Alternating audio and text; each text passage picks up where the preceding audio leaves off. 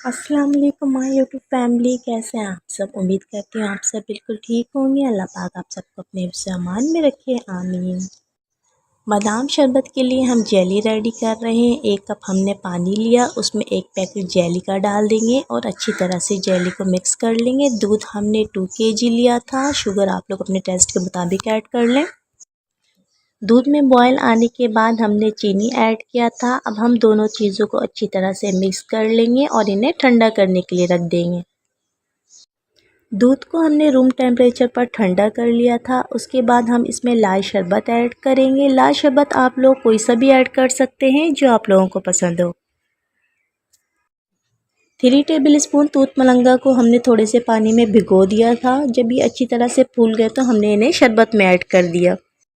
4 table spoon बादाम पिस्ता को हमने शरबत में ऐड कर दिया। आप लोग चाहे तो ज़्यादा भी ऐड कर सकते हैं। हमने 2 डिफरेंट कलर की जेली ले ली थी। जेली को अच्छी तरह से जमा लेंगे। ग्रीन जेली हमारे पास रेडी है, हम रेड जेली को भी जमा लेंगे।